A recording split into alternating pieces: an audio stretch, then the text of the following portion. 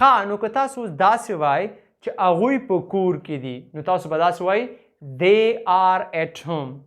they are at home او که وی چې هغوی په کور کې ول پرون نو بیا به داسې وای they were at home yesterday they were at home yesterday هغوی پرون په کور کې وو نو د دې مطلب دا شو چې په موجوده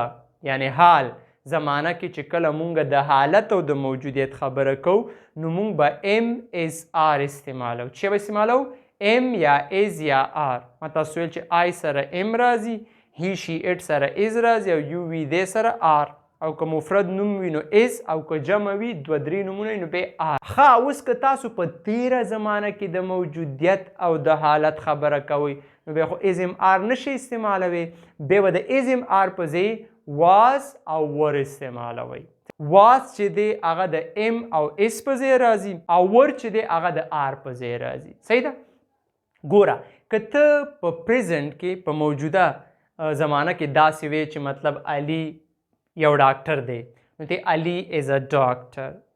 علي ډاکټر وو نو بیا به واز وی علي واز ا ډاکټر صحیح شو علي په کور کې دی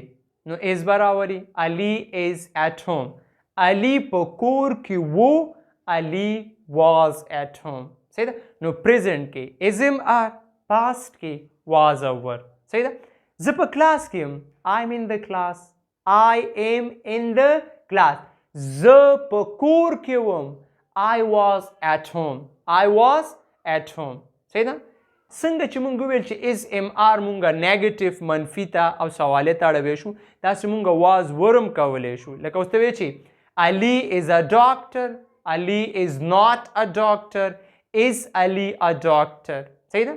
علي یو ډاکټر دی علي یو ډاکټر نه دی او آی علي یو ډاکټر دی صحیح ده اوس که واز او ور سره مونږ جمله منفي او سوالیه ته اړو نو هماغه خبره ده التم د از ام آر نه بعد ناٹ لګو او یا بم از ام آر سر ته راوړل چې سوالیه بم کو یعنی سوال بم کو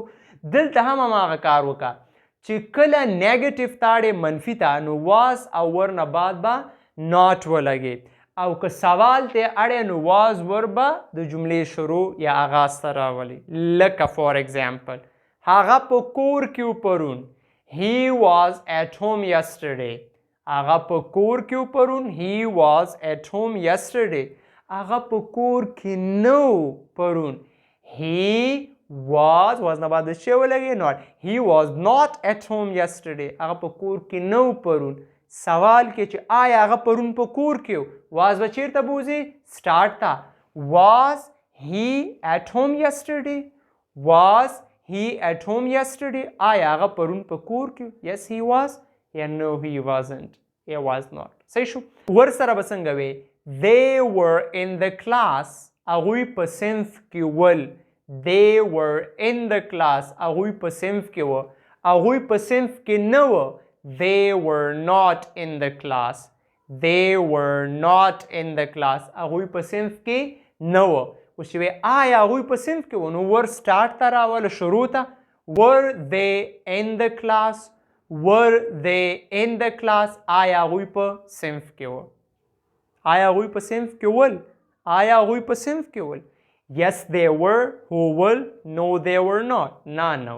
نو دا مونږ سره to be verbs چې to be verbs مونږ څه لپاره استعمالو د هغې present څه دي past یې څه شی دی یعنی په موجوده زمانه کې مونږ کوم to be verb استعمالو په تیره زمانه کې منفي سوالیه دا ورسره څنګه کوو دا ټول مونږ تاسو په دې درس کې کلیر کو واضح کو نو انشاءالله په راتلونکو درسونو کې به مونږ to have verb ډسکس کوو صحیح دی انشاءالله تاسو کوشش وکړئ چې دا په خپلو کتابچو کې ځان سره ولیکئ او چې څه سوال هم وي در سره نو تاسو مونږ ته کمنټ باکس کې ویلی شئ او ستاسو لایکس او کمنټ زمونږ حوصله نور هم زیاتوي چې تاسو دپاره داسې ښایسته ښایسته ویډیوګانې جوړې کړو او که چا سره نور څه پوښتنې هغه کولی شي مونږ ته په واتساپ هم خپله پوښتنه راولیږي مونږ انشاءالله کوشش کوو چې زر تر زره تاسو ته جواب درکړو مننه احترامات ښه وخت السلام علیکم تاسو پرون چیرته وئ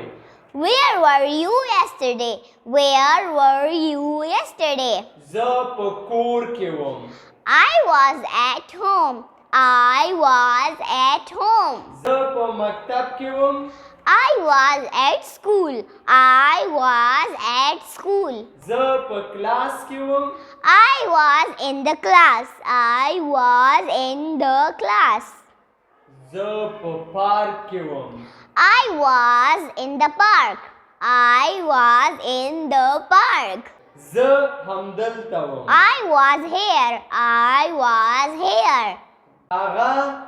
چیرته روان دی. Where is he going? Where is he going? هغه سکول یا مکتب ته روان دی. He is going to school. He